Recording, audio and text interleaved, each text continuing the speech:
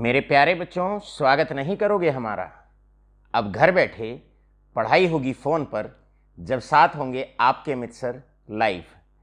Chemistry live classes में लाडलो फिर से एक बार आपका स्वागत है।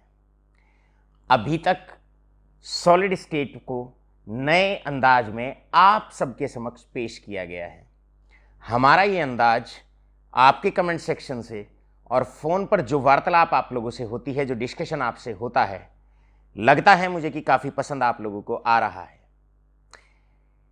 इसी अंदाज को और नवीन बनाते हुए और आधुनिक बनाते हुए और सरल बनाते हुए आप सबके समक्ष हम केमिस्ट्री में और आगे बढ़ने वाले हैं। ये जो गठबंधन हमारा आपके साथ केमिस्ट्री को माध्यम बनाते हुए हुआ है, आशा करता हूं कि जैसे जैसे हम आगे बढ़ते रहेंगे, इस गठबंधन की, इस लगाव की, आपके और केमिस्ट्री सब्जेक्ट के लगाव की ये जो गांठ है, ये और मजबूत होती जाएगी।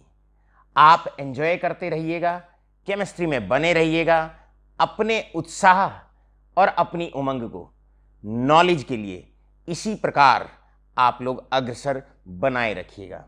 मेरे प्यारे बच्चों, welcome to chemistry live classes by Amit Chauhan. Chemistry live classes में आप सबका स्वागत है, आप सब लोगों का अभिनंदन है। मेरे प्यारे बच्चों, जहाँ तक हम बात केमिस्ट्री सब्जेक्ट की करते हैं, तो केमिस्ट्री सब्जेक्ट में मैंने ये देखा है कि पिछले कुछ दिनों में ऐसे ऐसे बच्चे मेरे एक नए उमंग और उत्साह के साथ निकल कर आए हैं। वास्तविकता में 11th क्लास और 12th क्लास में एक बिल्कुल ड्रास्टिक चेंज मुझे उनके बिहेवियर में देखने को मिला है। गरिमा तोमर इज़ प्रेजेंट। बेटा गरिमा तोमर हैं और बहुत सारे बच्चे हैं, जैन हैं, लड़कों में हर्ष राठी जी हैं, कार्तिक तोमर हैं। ये सारे के सारे बच्चे वो हैं जिनमें से बहुत सारे बच्चों को हमने 11th क्लास में देखा तक नहीं है और इवन अब तक नहीं देखा है। लेकिन मैं ये कहता हूँ, तुम्हारी ये खामोशी जो 11th क्लास में रही, अब 12th क्लास में आपकी जो उपलब्धि है वो सर चढ़ के बोलने वाली है। मैं आपके माता पिता को बधाई देता हूँ कि उनके संरक्षण में इतने अच्छे बच्चे पल रहे हैं, या ऐसे अच्छे संस्कारों से ओत-प्रोत ऐसी फुलवाड़ियाँ जिनके आंगन में होती हैं। ईश्वर ऐसे आंगन को सदैव प्रफुल्लित करता रहे। मेरे प्यारे बच्चों, केमिस्ट्री का सॉलिड स्टेट का फर्स्ट पार्ट हम पूरा कर चुके हैं और आज बारी है सेकंड पार्ट की। सेकंड पार्ट हमारा होता है इम्परफेक्शंस इन सॉलिड्स। जो लेक्चर हमने कल लिया था, and the lecture was regarding basically the density in crystals. Density के दो फॉर्मूले होते हैं। पहला फॉर्मूला आपका होता है, that is density is equal to z into m upon a cube into n naught, और दूसरा फॉर्मूला होता है density is equal to z into m upon a cube into 10 की पावर -30 इंटू एन नॉट। दोनों में ये अंतर होता है कि डिनोमिनेटर में सेकेंड फॉर्मूले में 10⁻⁻30 आता है। वो तब आता है जब एज लेंथ पिकोमीटर में गिवन हो, तब हम डेंसिटी का वो फॉर्मूला लेते हैं जहां डिनोमिनेटर में 10 की पावर -30 का हम प्रयोग करते हैं। मेरे लाडलो, कल आपने नोट्स में से एक्सरसाइज दैट इज 5 को आपने कवर अप किया। उस 5th एक्सरसाइज में जो क्वेश्चन नंबर 6 है और क्वेश्चन नंबर 10 है, वो अभी आपको नहीं करना है। I repeat, the question number 6 and question number 10 in exercise 5 of our notes, वो आपको अभी कवर अप नहीं करना है। आशा करता हूं आप सब नोट्स को बड़े अच्छे से फॉलो कर रहे होंगे, उसके क्वेश्चंस आप बहुत अच्छे से प्रैक्टिस कर रहे होंगे। नोट्स में हमने जो क्वेश्चंस आप लोगों को दे रखे हैं, वो इस अंदाज से हमने पेश किए हुए हैं कि आप अगर उन क्वेश्चंस को बहुत अच्छे से सॉल्व कर लेते हैं और समझ लेते हैं, तो 100% आपका बोर्ड का और कॉम्पिटिटिव्स का, चाहे वो नीट एग्जाम है, चाहे वो जेईई एग्जाम है, आपका जो क्वेश्चन होगा जिसे आप फेस करने वाले हैं इन एग्जामिनेशंस में, वो 100% पूर्णतः आपके डोमेन में होगा। मेरे लाडलो, इसी उत्साह और जोश को बनाए रखिए और केमिस्ट्री का एक एक लेक्चर आप संजोते रहिए और एंजॉय करते रहिए। Chemistry is not a mystery, it is a fun. चलो अब इस फन को और आगे बढ़ाते हैं अलॉन्ग विद सीरियसनेस। मेरे प्यारे बच्चों, आज सेकंड पार्ट शुरू होता है और सेकंड पार्ट का मतलब होता है इम्परफेक्शंस इन सॉलिड्स। ये भी बहुत इंपॉर्टेंट पार्ट होता है और कई बार इस पार्ट से 2 नंबर का क्वेश्चन पूछ लिया जाता है। अब तक के पढ़ाए हुए में से या तो डेंसिटी मोस्ट प्रायोरिटी का टॉपिक बनता है, या फिर टेट्राहेड्रल वर्ड्स और ऑक्टाहेड्रल वर्ड्स पे जो न्यूमेरिकल हमने कराए थे, या स्टार्टिंग में हमने पर यूनिट सेल इंपिरिकल फॉर्मूले का जो न्यूमेरिकल टाइप कराया था वो भी आपका क्रूशियल टाइप बनता है। 3 टाइप वो इंपॉर्टेंट बनते हैं और आज सेकंड टॉप प्रायोरिटी का टॉपिक शुरू होता है। डेंसिटी के बाद इस चैप्टर में अगर प्रायोरिटी आती है तो इस टॉपिक को आती है। टॉपिक है इम्परफेक्शंस इन सॉलिड्स। मेरे लाडलों, हम शुरू करते हैं imperfections in solids. Imperfection in solids हम शुरू करते हैं। देखिए, इम्परफेक्शन इन सॉलिड्स से टॉपिक को शुरू करने से पहले यहां पर कॉन्स्टिट्यूएंट पार्टिकल्स को एक पॉइंट की फॉर्म में दिखाया गया है। ये आपका एक पॉइंट होता है, ये आपका एक पॉइंट होता है और पॉइंट का मतलब होता है एक लैटिस साइट।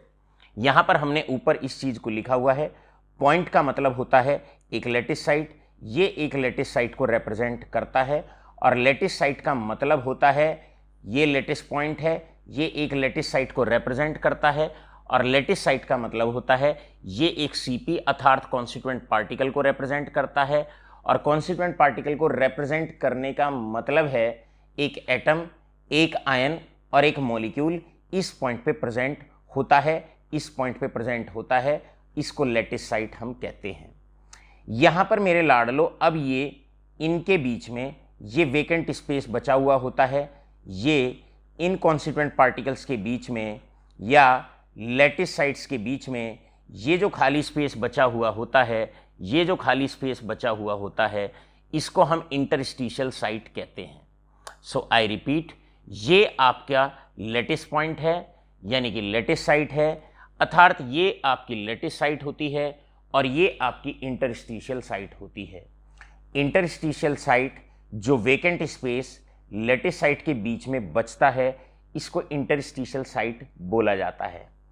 अब यहां पर जो पार्टिकल आके बैठता है इस साइट पे उसको हम यहां पर जो पार्टिकल आके बैठता है, राइट, जो पार्टिकल यहां आकर बैठता है या तो पार्टिकल यहां पर आकर बैठता है, ये साइट बनती है एटम की, आयन की और मॉलिक्यूल की। ये आपका वेकेंट स्पेस होता है और यद्यपि इसमें अगर कोई पार्टिकल आके बैठता है जिसे आप इंटरस्टिशियल साइट कहते हैं तो उस पार्टिकल को इंटरस्टिशियल के नाम से पहचाना जाता है। तो आपसे पूछा जा सकता है, बताओ भाई इंटरस्टिशियल्स किसको कहते हैं? अरे भैया, जो पार्टिकल आपका इस वेकेंट स्पेस में आके बैठता है उसको अर्थात इंटरस्टिशियल साइट में आके बैठता है उसको इंटरस्टिशियल भी कहते हैं। तो यहाँ पर जो आके बैठता है उसको इंटरस्टिशियल्स कहते हैं और इस साइट को इंटरस्टिशियल साइट और इसे लैटिस साइट कहा जाता है। मेरे लाडलों, आज के टॉपिक को आगे बढ़ाते हैं। अब हमारा टॉपिक आता है और इस टॉपिक को पहचाना जाता है इम्परफेक्शन के नाम से। क्लियर है? आज का जो टॉपिक है दैट इज इम्परफेक्शंस। देखिए, इम्परफेक्शन का मतलब है अगर नॉर्मल रेगुलर अरेंजमेंट से कोई भी डेविएशन अगर देखने को मिलता है, कोई भी डेविएशन अगर देखने को मिलता है, any deviation from normal regular arrangement of particles, और पार्टिकल्स का मतलब एटम और इलेक्ट्रॉन, उसे इम्परफेक्शन या हम उसको डिफेक्ट के नाम से पहचानेंगे। भाई, डिफेक्ट का मतलब ही क्या है? अगर कोई पार्टिकल, कोई भी पॉइंट या कोई भी कॉन्स्टिट्यूएंट पार्टिकल अगर अपनी पोजीशन को चेंज करता है, अपनी पोजीशन में बदलाव लाता है, चाहे विद इन द क्रिस्टल लाता है या क्रिस्टल से बाहर चला जाता है, किसी भी कारण से, तो हम कहते हैं कि क्रिस्टल के अंदर इम्परफेक्शन आ गया, अर्थात क्रिस्टल के अंदर आपका डिफेक्ट आ गया। कैसे बढ़ते हैं आगे? जैसे कि से फॉर एग्जाम्पल के तौर पे हम कहते हैं भाई ये हमारे पास एक लैटिस साइट का एक फेस है, क्रिस्टल लैटिस का एक फेस है। अब बी जो एटम है उसकी पोजीशन ये फिक्स है। मान लो ये अपनी पोजीशन चेंज कर दे, यहाँ से कहीं भी चला जाए, यहाँ चला जाए, यहाँ चला जाए, यहाँ चला जाए, या साइट को ही छोड़ के चला जाए, तो हम कहेंगे कि क्रिस्टल के अंदर इम्परफेक्शन आ गया।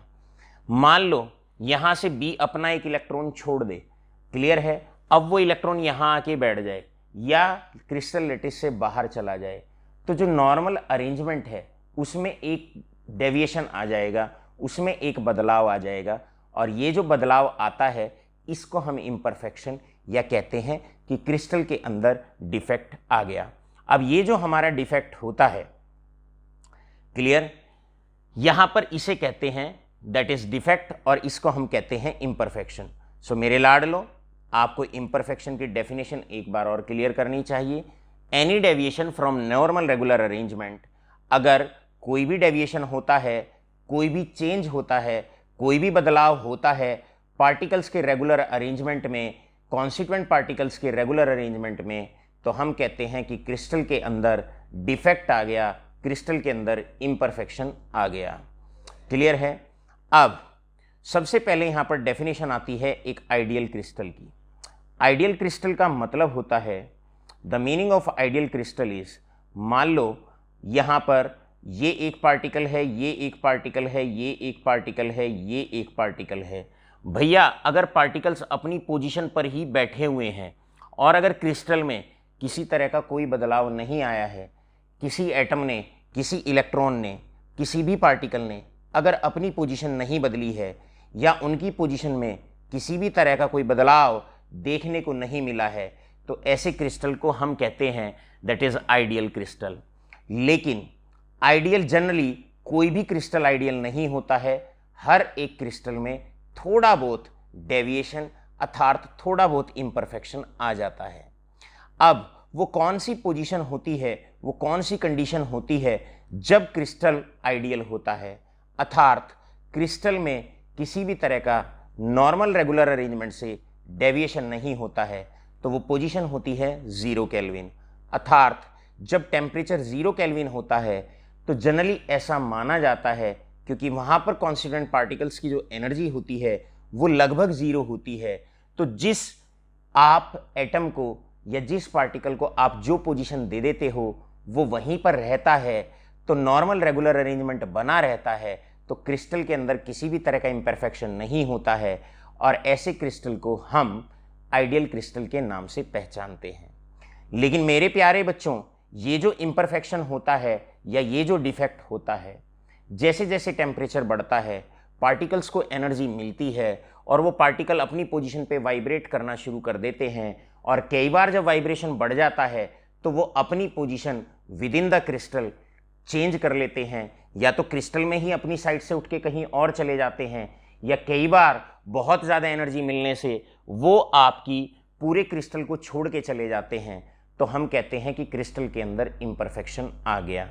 ये इम्परफेक्शन मेरे लाडलो अलग अलग किताबों में अलग अलग तरीके से क्लासिफिकेशन है, लेकिन हम जनरली पहले हेडिंग पढ़ते हैं एटॉमिक या पॉइंट इम्परफेक्शन। अगर एटम या कुछ एटम्स की पोजीशन में अगर डेविएशन आया है from the normal regular arrangement, तो हम कहेंगे एटॉमिक इम्परफेक्शन है।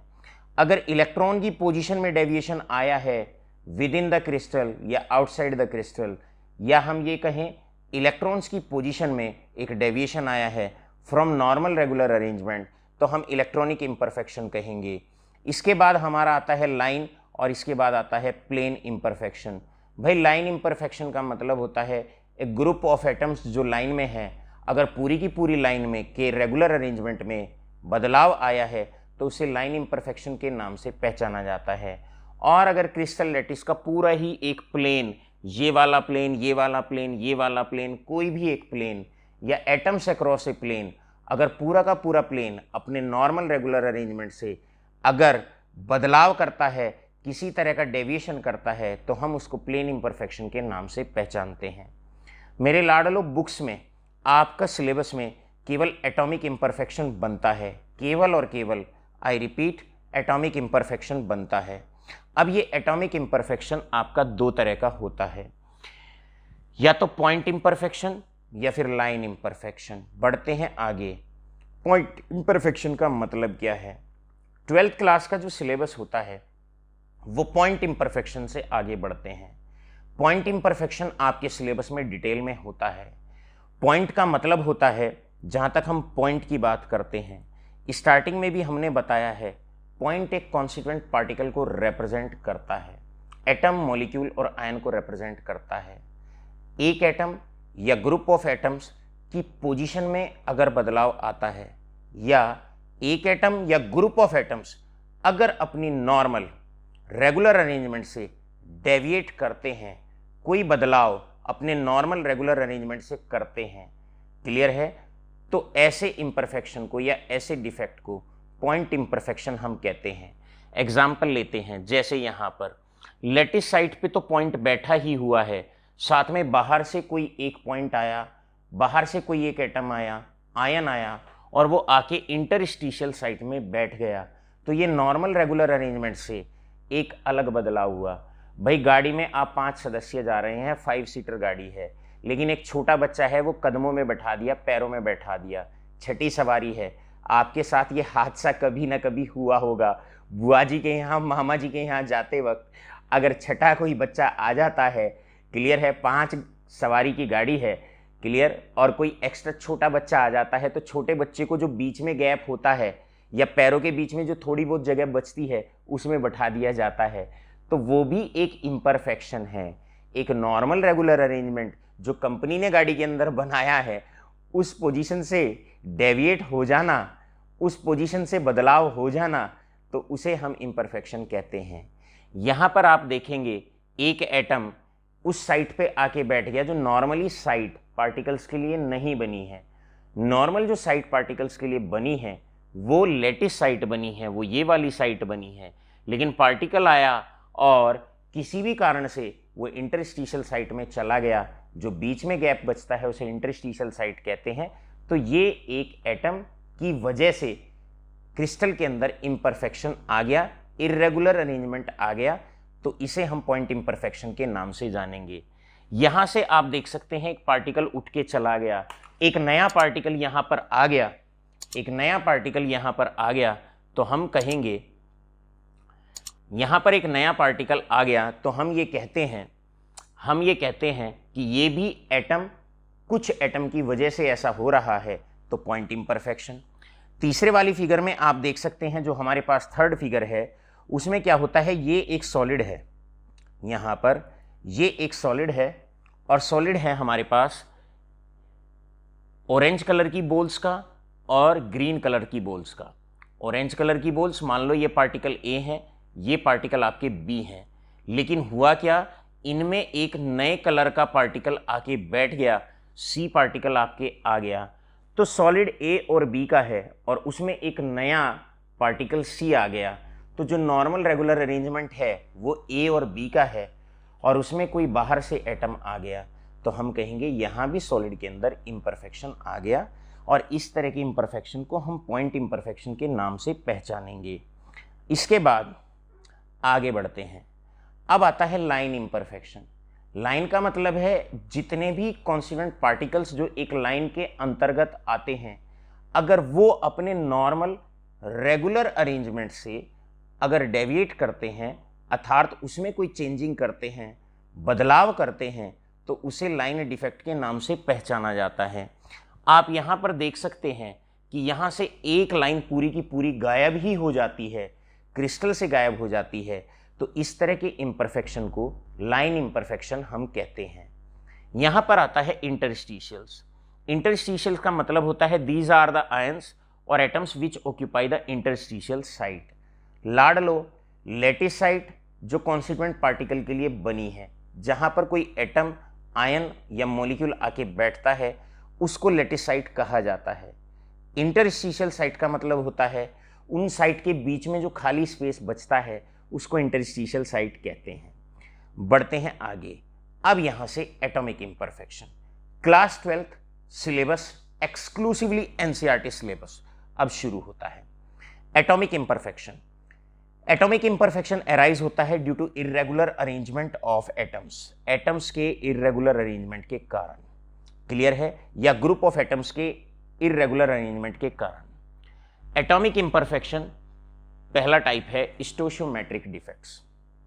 एटम या ग्रुप ऑफ एटम्स की वजह से कोई अगर नॉर्मल रेगुलर अरेंजमेंट में अगर बदलाव होता है तो उसको हम एटॉमिक इम्परफेक्शन के नाम से जानेंगे। भाई क्रिस्टल लैटिस है, उसमें एक एटम या कुछ एटम्स अगर अपने रेगुलर अरेंजमेंट से कोई भी तब्दीली करते हैं, कोई भी बदलाव करते हैं, तो कहेंगे क्रिस्टल लैटिस के अंदर एक इम्परफेक्शन आ गया, और क्योंकि वो एटम्स की वजह से आया है तो उस इम्परफेक्शन को हम कहेंगे एटॉमिक इम्परफेक्शन। अब एटॉमिक इम्परफेक्शन आपका 3 तरह का होता है। It is of 3 types. 3 types कौन कौन से हैं?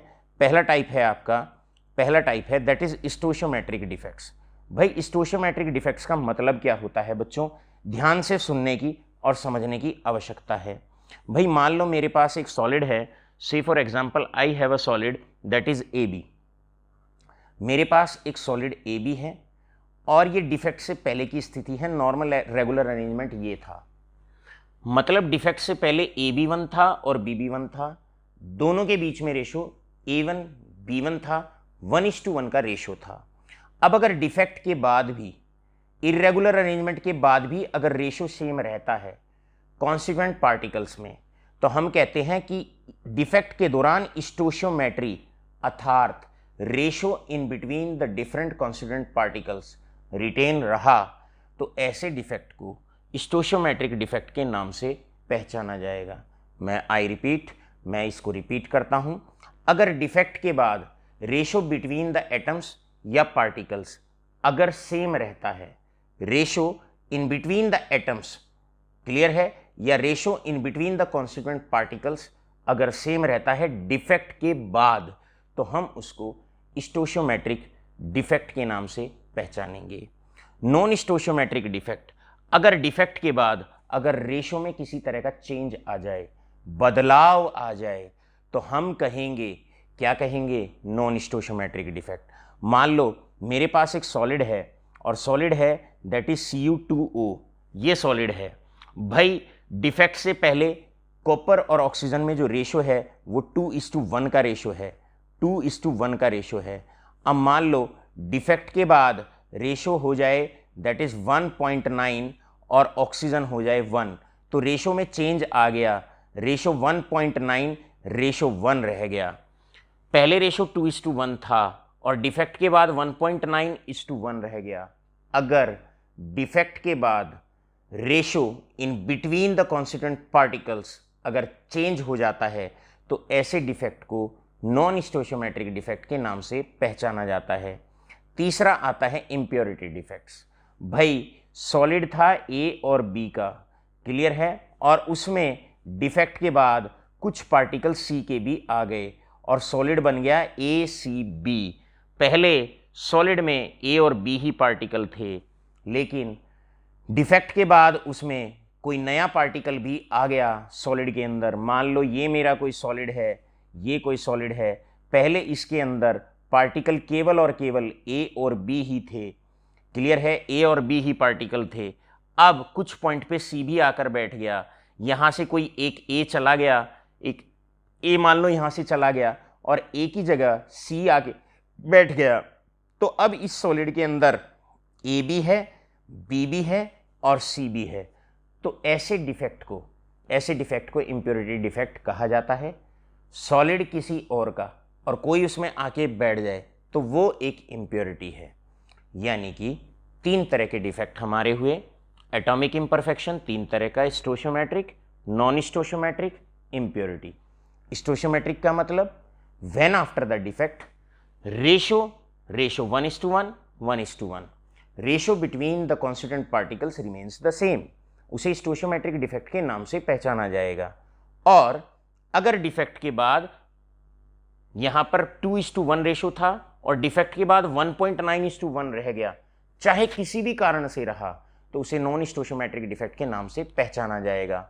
और इम्प्योरिटी डिफेक्ट का मतलब होता है AB सॉलिड है, अगर उसमें कोई थर्ड पार्टिकल आ जाए, AB सॉलिड के अंदर कोई C पार्टिकल आके एंटर कर जाता है, कोई नया पार्टिकल आ जाता है, तो इस तरह के डिफेक्ट को हम इम्प्योरिटी डिफेक्ट्स के नाम से पहचानेंगे।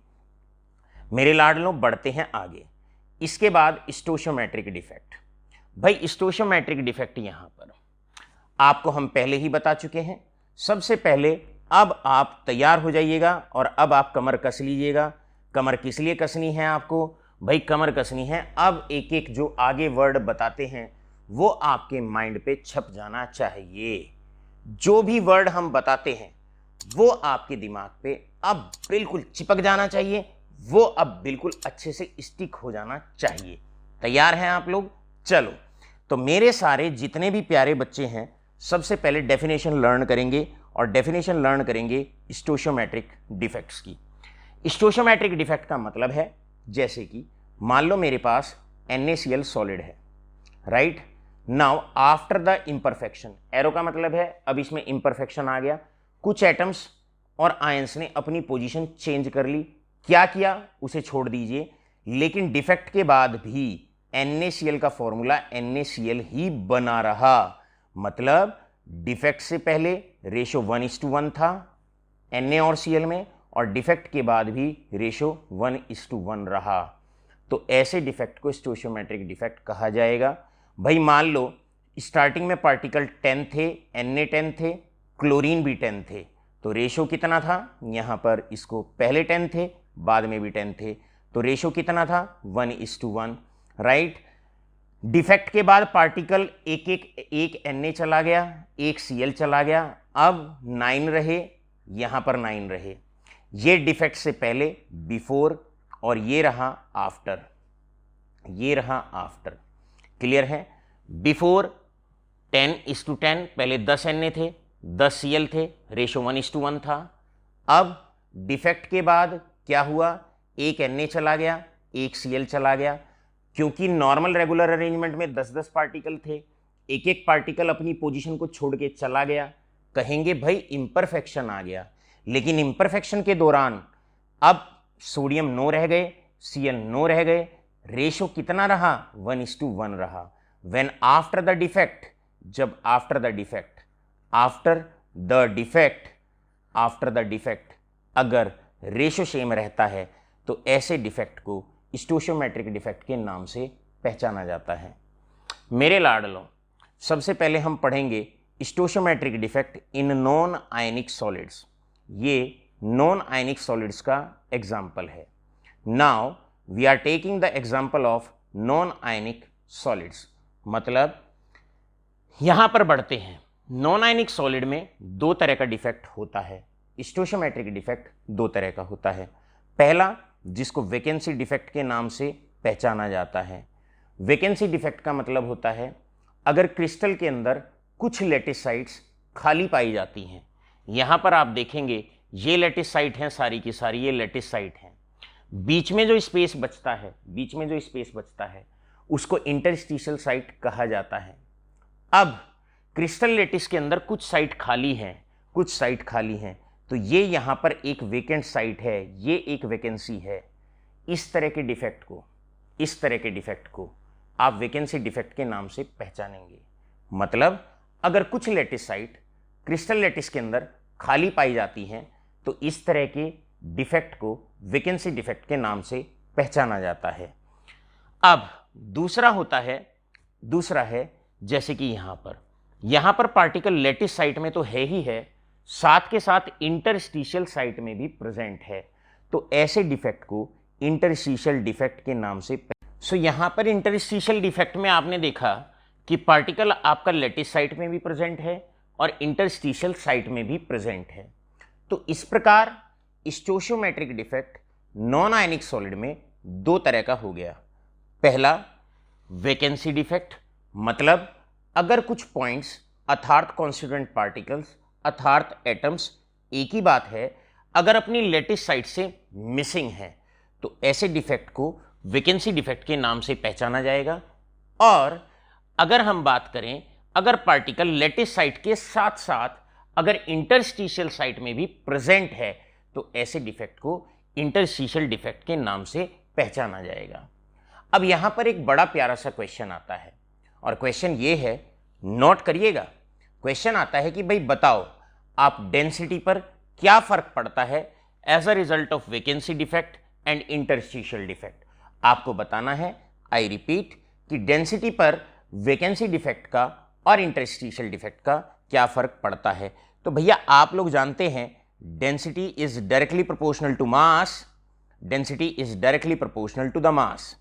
अब आप जानते हैं वैकेंसी डिफेक्ट में क्या होता है, पार्टिकल्स चले जाते हैं, साइट को छोड़ के चले जाते हैं, मास कम हो जाता है, और अगर मास कम हो जाता है तो डेंसिटी कम हो जाती है।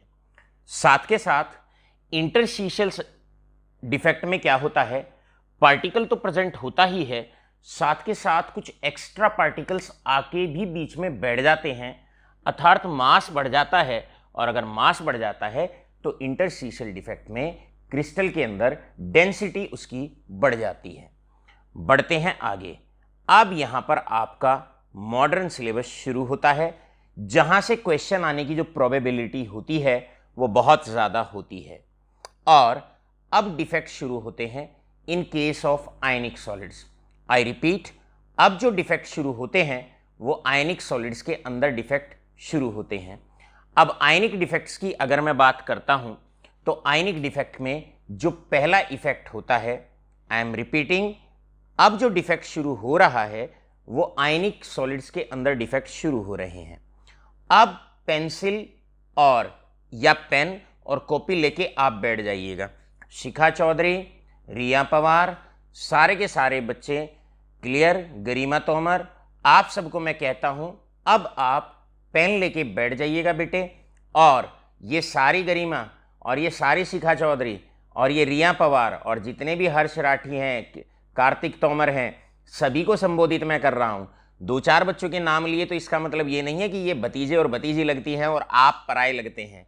इससे आप सभी का ही, आप मैं सभी को ही बोल रहा हूं। क्या? अब नोट करते जाइएगा, अब किसी भी पॉइंट पे बोर्ड का क्वेश्चन बन जाएगा। सबसे पहला डिफेक्ट है आयनिक सॉलिड्स के अंदर, तो हेडिंग डालेंगे डिफेक्ट्स इन आयनिक सॉलिड्स।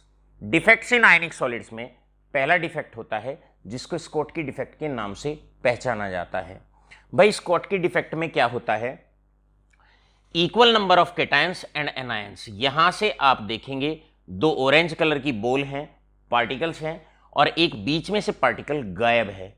यहां पर एक आपका ब्लू कलर का पार्टिकल गायब है, और यहां पर एक दो ब्लू कलर की बॉल हैं और एक ऑरेंज कलर का पार्टिकल गायब है। मतलब एक ऑरेंज चला गया बाहर और एक आपका ब्लू कलर का पार्टिकल बाहर चला गया।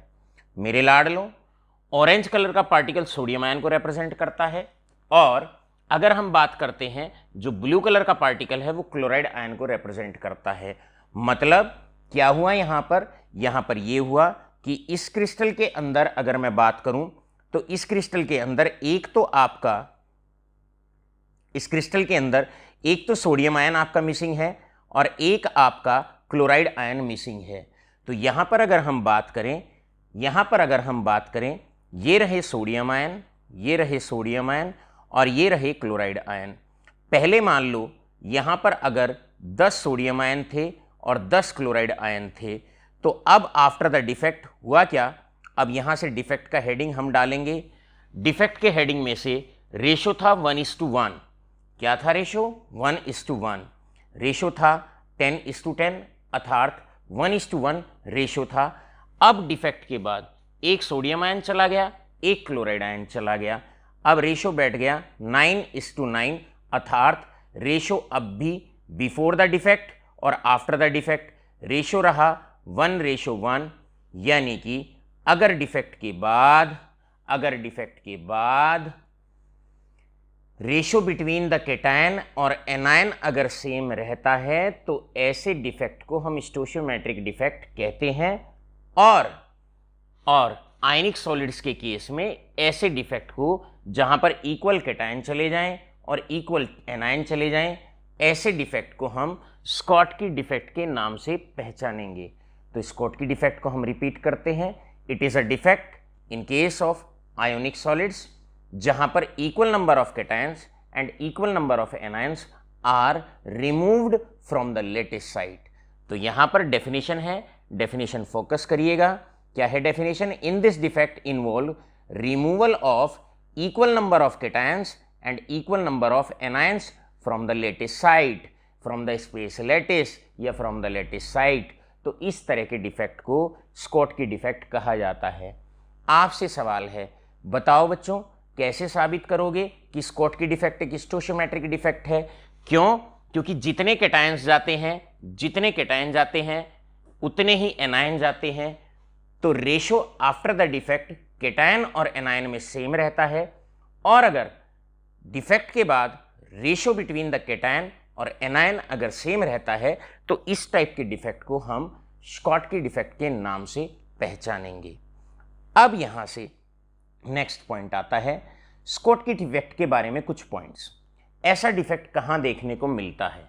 ऐसा डिफेक्ट उन सॉलिड में देखने को मिलता है जिनमें कैटायन का कोऑर्डिनेशन नंबर ज्यादा होता है।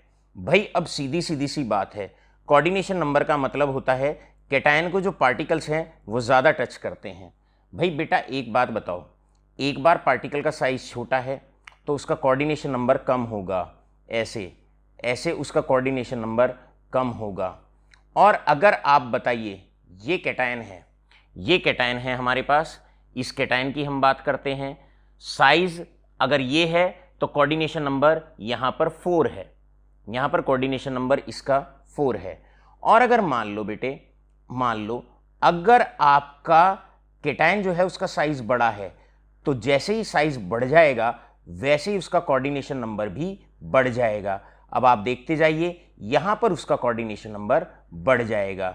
तो ये जो डिफेक्ट होता है जनरली यहां पर कोऑर्डिनेशन नंबर 6 है, क्योंकि यहां पर जो कैटायन है उसका साइज बड़ा है, कोऑर्डिनेशन नंबर 6 है। तो जहां पर पहली कंडीशन आप ध्यान से देखिएगा, पहली कंडीशन है स्कॉटकी डिफेक्ट वहां देखने को मिलता है जहां पर कोऑर्डिनेशन नंबर ज्यादा होता है। मतलब इस तरह के सॉलिड में स्कॉटकी डिफेक्ट देखने को नहीं मिलेगा। इस तरह के सॉलिड में जिन सॉलिड का कोऑर्डिनेशन नंबर ज्यादा होता है उनमें स्कॉटकी डिफेक्ट देखने को मिलता है। ये पहला पॉइंट आप नोट करिएगा। दूसरा पॉइंट है कैटायन और anion they have small difference in their size. भाई एनायन बड़ा होता है, एनायन बड़ा होगा, कैटायन भी बढ़ जाएगा, कैटायन भी बड़ा होगा, तो साइज में डिफरेंस कम होगा। क्लियर है? तो ऐसे सॉलिड्स में जहां पर कैटायन और एनायन में अगर साइज में डिफरेंस कम होता है तो वहां पर स्कॉटकी डिफेक्ट देखने को मिलता है। और बड़े कैटायंस कहां पर पाए जाते हैं आप जानते हैं, जो बड़े कैटायन होते हैं वो एल्कली मेटल और एल्कलाइन अर्थ मेटल्स जो होते हैं उनके कैटायंस बड़े होते हैं। सोडियम है, पोटेशियम है, कैल्शियम है, मैग्नीशियम है, सीजियम है, ये सारे के सारे ऐसे होते हैं जहां पर ये सारे बड़े कैटायंस होते हैं, साइज में बड़े होते हैं, तो जनरली इनमें स्कॉटकी डिफेक्ट देखने को मिलता है। भाई example KCl, example NaCl, example KBr, example CaCl।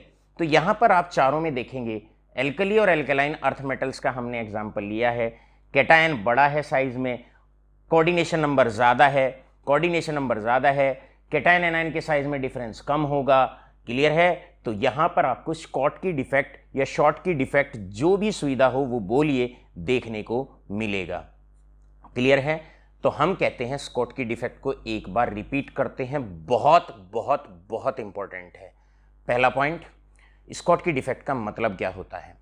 ऐसे क्रिस्टल्स जिनमें equal number of cations and equal number of anions are removed, जहां पर लेटिस साइड से इक्वल कैटायन और इक्वल एनायन अगर चले जाते हैं आयनिक सॉलिड्स में, ऐसे आयनिक सॉलिड्स में जो डिफेक्ट होता है उसको डिफेक्ट को स्कॉटकी डिफेक्ट के नाम से पहचाना जाता है।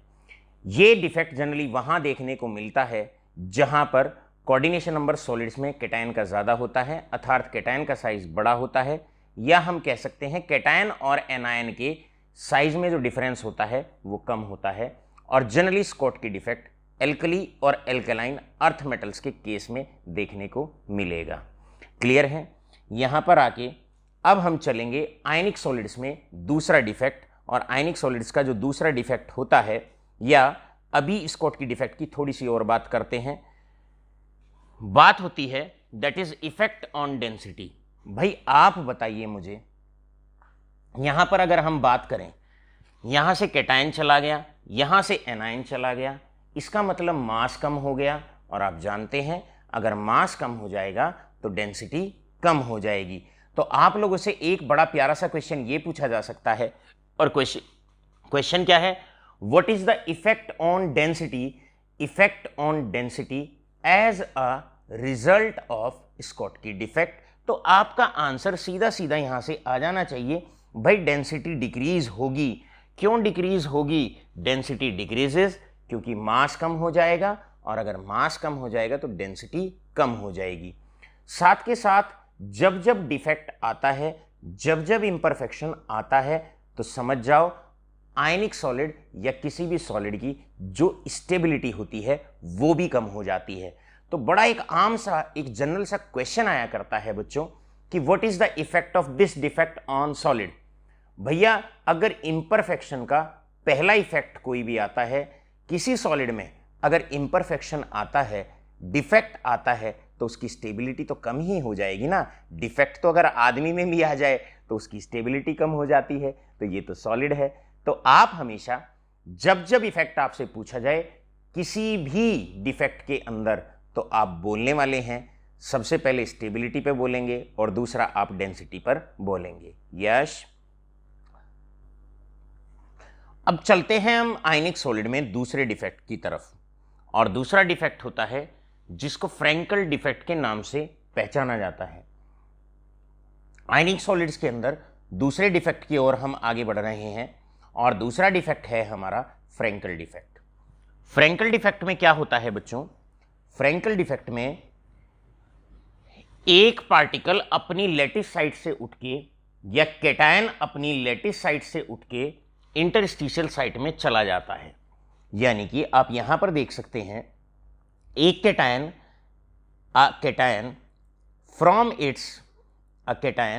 From its interstitial site, from its lattice site moves to the interstitial site. जैसे कि यहां पर हम बात करते हैं, यहां पर आपका कैटायन ए है और वो ये लैटिस साइट में प्रेजेंट है, और लैटिस साइट से अगर वो इंटरस्टिशियल साइट में आ जाता है तो इस डिफेक्ट को, या इस टाइप के डिफेक्ट को हम कहते हैं Frenkel defect. I repeat the definition, when a cation moves from lattice site to the interstitial site, एक कैटायन अपनी लैटिस साइट से उठ के इंटरस्टिशियल साइट में आ जाता है, तो इस टाइप के डिफेक्ट को हम कहते हैं फ्रैंकल डिफेक्ट।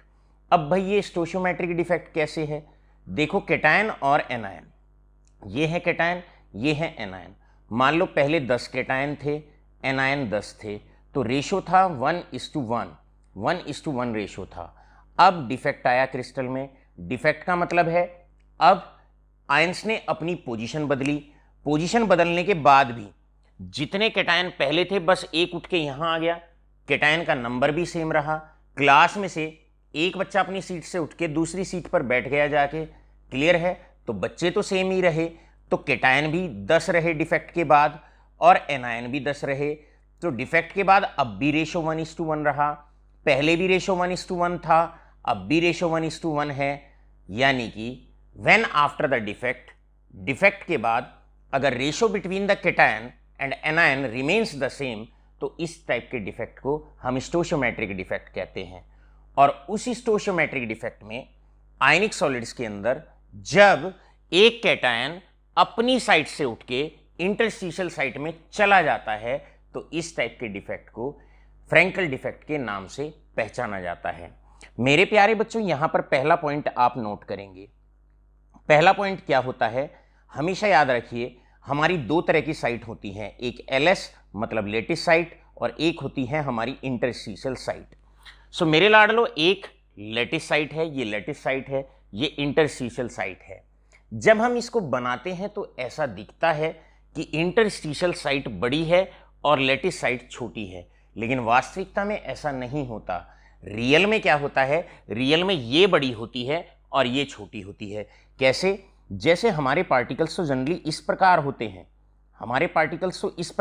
हैं, तो अब आप देखिएगा यहां से, अब आप यहां से देखिएगा, तो ये तो आपकी लेटिस साइट है, ये तो लेटिस साइट है, और ये जो स्पेस बचता है जिसे आप वॉइड कहते हो, ये आपकी इंटरस्टिशियल साइट है।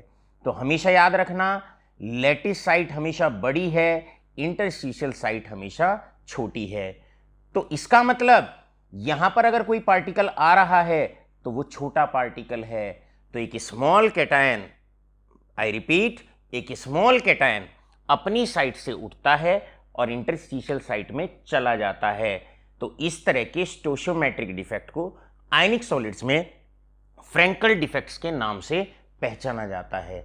When a cation moves from lattice site या when a small cation moves from lattice site to the interstitial site, then in case of ionic solids such kind of defect is basically known as Frankel defect। आप यहां से देख सकते हैं एक particle इस point से उठता है और इस पॉइंट पे आ जाता है, यानी कि लैटिस साइट से उठता है और इंटरस्टिशियल साइट में आ जाता है।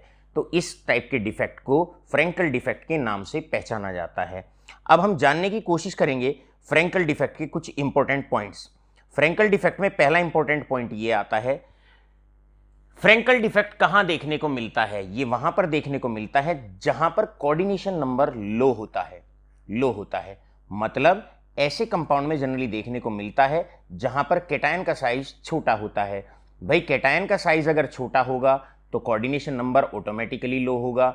ये छोटा कैटायन है तो कोऑर्डिनेशन नंबर लो है। भाई कैटायन छोटा होता है, ये छोटा कैटायन है, तभी तो वो इंटरस्टिशियल साइट में चला जाता है। तो पहली कंडीशन क्या है फ्रैंकल डिफेक्ट दिखाने के लिए? पहली कंडीशन है कि आपके कैटायन का साइज छोटा होना चाहिए।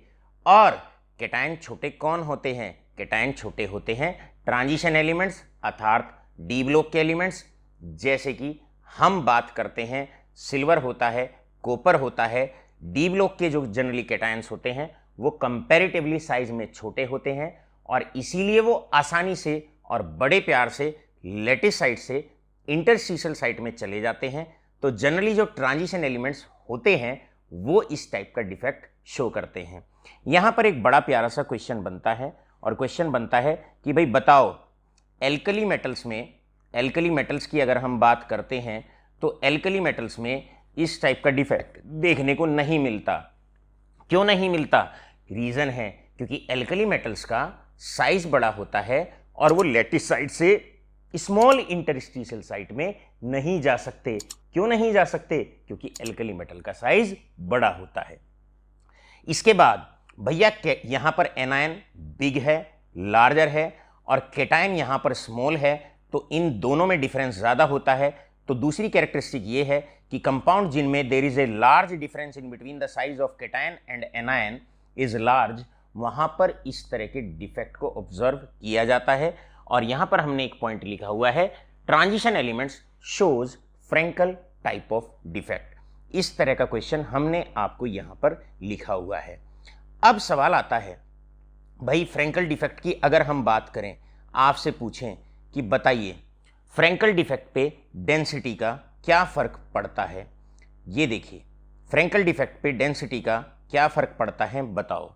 अरे एक कैटायन यहां से यहां चला गया, रहा तो क्रिस्टल में, एनायन का नंबर नहीं बदला, कैटायन का नंबर नहीं बदला, मास सेम रहा, और अगर मास सेम रहा तो डेंसिटी सेम रही। तो हम नेक्स्ट पॉइंट में लिख सकते हैं, नेक्स्ट पॉइंट हमारा आता है और नेक्स्ट पॉइंट हमारा ये है, इसके अंदर फ्रैंकल डिफेक्ट के अंदर नेक्स्ट पॉइंट ये है कि अगर हम डेंसिटी की बात करते हैं तो डेंसिटी रिमेन्स द सेम। यहाँ पर हम बोलेंगे डेंसिटी रिमेन्स द सेम, तो नोट करने वाली बात है density in case of density remains the same, density remains the same. अब यहाँ से आपसे क्वेश्चन पूछा जाता है कि भाई स्कॉटकी डिफेक्ट और फ्रैंकल डिफेक्ट में कम से कम 3 डिफरेंसेस बताइए। पहला डेफिनेशन, स्कॉटकी डिफेक्ट में equal number of cations and anions are removed. Frenkel defect में एक आयन अपनी साइड से उठता है, लेटिस साइड से उठता है और इंटरस्टिशियल साइड में चला जाता है। दूसरा डिफरेंस आप ये बताने वाले हैं, स्कॉटकी डिफेक्ट वहां देखने को मिलता है जहां कैटायन का साइज बड़ा होता है, एल्कली मेटल्स जनरली इसको दिखाते हैं। फ्रैंकल डिफेक्ट वहां देखने को मिलता है जिन आयनिक सॉलिड्स में कैटायन का साइज छोटा होता है, जनरली ट्रांजिशन एलिमेंट्स इसको दिखाते हैं। और तीसरा बहुत इंपॉर्टेंट पॉइंट है, नोट कर लीजिएगा, दिमाग में बैठा लीजिएगा, डेंसिटी का क्या फर्क पड़ता है। भाई डेंसिटी का ये फर्क पड़ता है as a result of Schottky defect and Frenkel defect. भाई स्कॉटकी डिफेक्ट में कैटायन और एनायन चले जाते हैं, पार्टिकल्स कम हो जाते हैं, मास कम हो जाता है, so density decreases as a result of Schottky defect. लेकिन फ्रैंकल डिफेक्ट में पार्टिकल नहीं बदलते हैं, उनका नंबर नहीं बदलता है, एक पार्टिकल अपनी साइड से उठ के बस अंदर ही बैठ जाता है, तो पार्टिकल का नंबर नहीं बदलता है, मास नहीं बदलता है और डेंसिटी नहीं बदलती है। यानी कि वो कौन सा आयनिक डिफेक्ट है जिसके अंदर डेंसिटी रिमेन्स द सेम, तो आपका आंसर रहेगा फ्रैंकल डिफेक्ट। मेरे प्यारे बच्चों, अब हम यहां से, ये बड़ा प्यारा सा पॉइंट है, क्या है प्यारा सा point, Schottky and Frenkel defect both increases with the rise in temperature. भैया बात क्या है, देखिए सीधी सीधी सी बात है, अगर आप टेम्परेचर बढ़ाओगे तो डिफेक्ट बढ़ने वाले हैं। क्यों बढ़ने वाले हैं, उसका रीजन है। क्यों बढ़ने वाले हैं, what is the reason behind, उसका रीजन है क्योंकि पार्टिकल को जितनी ज्यादा एनर्जी मिलेगी वो उतना ज्यादा कूदा फांदी करेगा। पश्चिमी उत्तर प्रदेश की लैंग्वेज में, जितनी ज्यादा एनर्जी मिलेगी उतना ज्यादा दौड़ेगा, उतना ज्यादा वाइब्रेट करेगा, उतनी ज्यादा पोजीशन बदलेगा, डिफेक्ट उतना ज्यादा आएगा, क्योंकि रेगुलर अरेंजमेंट से वो उतना ही ज्यादा डेविएट होता चला जाएगा। तो भाई टेम्परेचर का डिफेक्ट्स पे बात स्कॉटकी की या फ्रैंकल की नहीं है, बात है अगर टेम्परेचर बढ़ाते चले जाओगे तो जो भी डिफेक्ट क्रिस्टल के अंदर होता है उसकी मात्रा बढ़नी शुरू हो जाती है। यश मेरे प्यारे बच्चों, अब हम आपको जितना अभी तक पढ़ाया है उसका एक रिकैप कराते हैं और साथ के साथ आपको अब केमिस्ट्री के ओरिजिनल दर्शन कराते हैं कि जो चीज बोर्ड पे किस तरीके से समझाई जाती है वो रियल में किस प्रकार की होती है। देखिए, अब हम इम्परफेक्शन टॉपिक का एक हल्का सा रिवीजन करते हैं। देखिए बेटे, यहां पर आप देखिएगा ये एक स्पेस लैटिस है। अब आपका ध्यान इधर उधर नहीं जाना चाहिए, केमिस्ट्री इज ऑन इट्स वे। ये वो चीजें हैं जो बोर्ड पर नहीं समझा सकता कोई भी टीचर, इसके लिए टेक्नोलॉजी की मदद लेनी ही पड़ेगी, अदरवाइज अधूरा ज्ञान रह जाएगा। तो यहां पर अब आप देखिएगा, ये आपका एक क्रिस्टल है और इसे आइडियल क्रिस्टल माना जाएगा क्योंकि यहां पर सारे के सारे जो क्रिस्टल पार्टिकल्स हैं, जो लेटिस पॉइंट्स हैं, वो अपनी रेगुलर पोजीशन पर ही हैं। यहां पर किसी तरह का कोई इरेगुलर अरेंजमेंट नहीं है। तो ये जो सामने एग्जाम्पल लिया जा रहा है ये एक आइडियल क्रिस्टल का लिया जा रहा है। अब हम बढ़ते हैं आगे। देखिए, अब इस क्रिस्टल में क्या हुआ, यहां पर आप गौर से देखिएगा जरा। यहां पर अगर हम बात करें तो ये आपका अब यहां से डिफेक्ट इंट्रोड्यूस होना इसके अंदर शुरू हो जाएगा। कैसे, देखिए इस पॉइंट पर आप देखिए, यहां पर एक पूरी की पूरी एक लाइन कम हो गई है, 1 2 3, यहां आके एक पूरी एटम्स की लाइन कम हो गई है। इस तरह के डिफेक्ट को लाइन डिफेक्ट के नाम से पहचाना जाता है। लाडलों, बढ़ते हैं आगे। इस तरह के डिफेक्ट को हम लाइन डिफेक्ट के नाम से पहचानेंगे। अब आप यहां पर देखिए, ये रहा हमारे पास, दैट इज, अब हम पढ़ेंगे। यहां पर आप देखते जाइएगा, डिफेक्ट्स धीरे धीरे लर्न करते जाइएगा। जैसे कि हम बात करने वाले हैं यहां पर, अब आप देखिए इसको, इसकी हम बात करते हैं। यहां पर एटम्स अपनी लेटिस साइट में भी हैं और साथ के साथ इंटरस्टिशियल साइट में भी है। अब डिफेक्ट सॉलिड के अंदर शुरू हो गए। क्लियर, देखिए सॉलिड के अंदर से अब डिफेक्ट आपके शुरू हो जाते हैं। अब हम पढ़ाएंगे आपको, that is stoichiometric defect, non stoichiometric defect और इंप्योरिटी डिफेक्ट्स। आज अभी तक आपको पढ़ाया गया स्टोशियोमेट्रिक डिफेक्ट्स। स्टोशियोमेट्रिक डिफेक्ट्स का मतलब क्या होता है? स्टोशियोमेट्रिक डिफेक्ट्स का मतलब होता है जहां ratio between the cation and anion remains the same, या ratio between the constituent particles remains the same. Non ionic solid में ये डिफेक्ट दो तरीके का होता है। नॉन आयनिक सॉलिड में ये डिफेक्ट दो तरीके का होता है, एक वैकेंसी डिफेक्ट और एक इंटरस्टिशियल डिफेक्ट। यहां से अगर आप देखेंगे तो एक एटम अपनी साइट से मिसिंग है, यानी कि वेकेंट है, लेटिस साइट वेकेंट है, तो इस टाइप के डिफेक्ट को आप वैकेंसी डिफेक्ट के नाम से पहचानेंगे। यहां पर आप देखिए पार्टिकल अपनी लेटिस साइट के साथ साथ इंटरस्टिशियल साइट में भी प्रेजेंट है। तो इस टाइप के डिफेक्ट को हम बेसिकली इंटरस्टिशियल डिफेक्ट के नाम से पहचानेंगे। अब आता है बोर्ड का क्वेश्चन। यहां से देखिए, बोर्ड का क्वेश्चन यहां से शुरू होता है। अब defects in case of ionic solids हम शुरू करते हैं। लाडलो, defects in case of ionic solids हम शुरू करते हैं।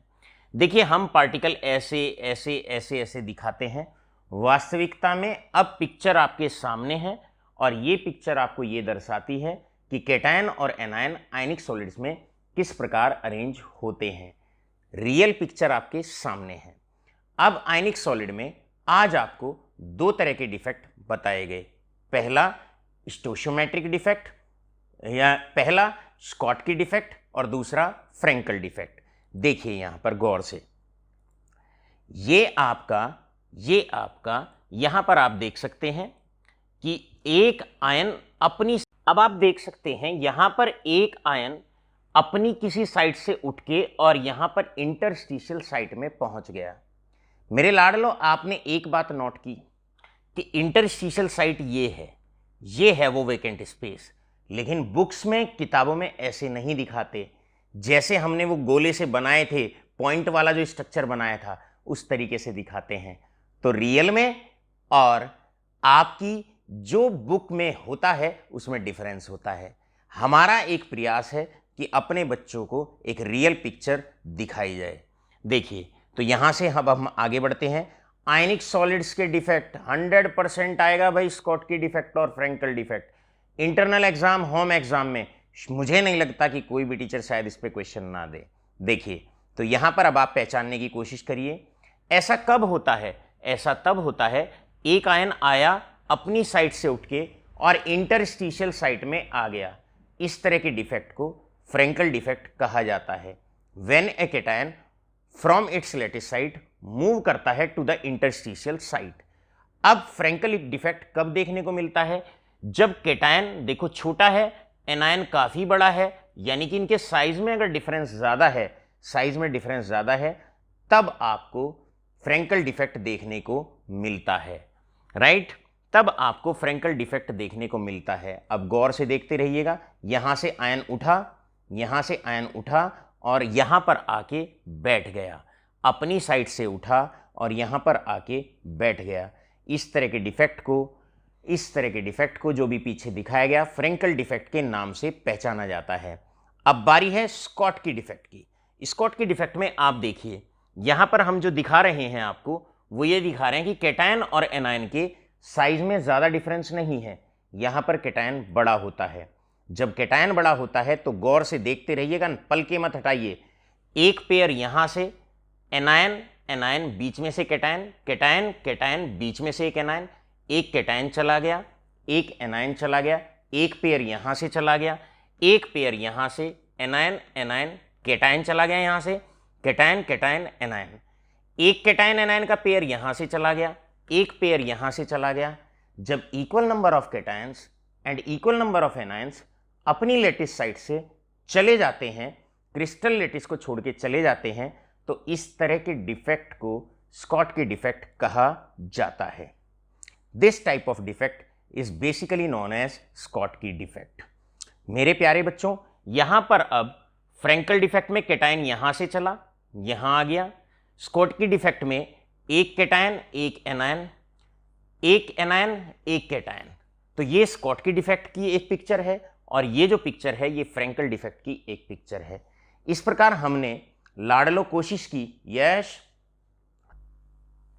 मेरे प्यारे बच्चों, तो अब हम रिवीजन करते हैं पहले और फिर कुछ क्वेश्चंस देखते हैं। आज आपको पढ़ाया गया एटॉमिक इंपरफेक्शन, और एटॉमिक इंपरफेक्शन दो तरह का, एक पॉइंट इंपरफेक्शन और एक लाइन इंपरफेक्शन। पॉइंट इंपरफेक्शन फिर से तीन तरह का होता है, स्टोशियोमेट्रिक, नॉन स्टोशियोमेट्रिक और impurity defects.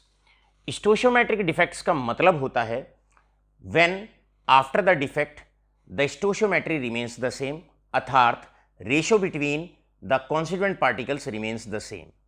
Non ionic solid में दो तरह का, vacancy defect, interstitial defect, right. और आयनिक सॉलिड्स की अगर बात करते हैं तो स्कॉटकी डिफेक्ट और फ्रेंकल डिफेक्ट। स्कॉटकी डिफेक्ट में क्या होता है, equal number of cations and anions are removed, as a result the ratio between the cation and anion remains the same.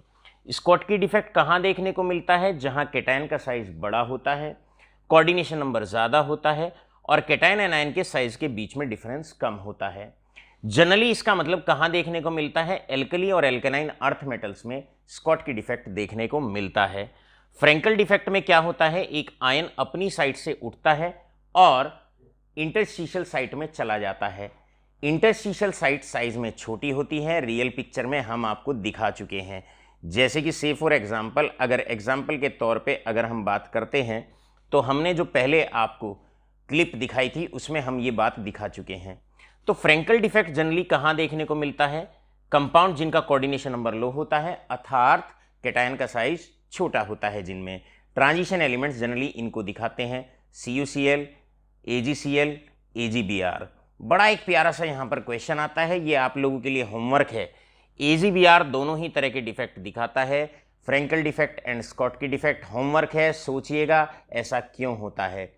अब आपसे एक क्वेश्चन पूछा जा सकता है कि भाई बताओ एक आयनिक सॉलिड का एग्जाम्पल बताइए जो दोनों तरह के डिफेक्ट शो करता हो, तो आपका आंसर होता है Frenkel defect and that is AgBr shows both type of defect, Frenkel defect and that is Schottky defect.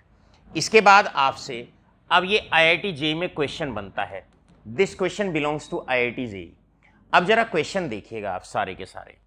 Question कुछ इस प्रकार है, एक मेटल है कैल्शियम क्रिस्टलाइजेज इन FCC, मतलब that is Z is equal to 4, और कैल्शियम है तो मास आप लोग जानते हैं, मास हो जाएगा 40 एटॉमिक मास यूनिट।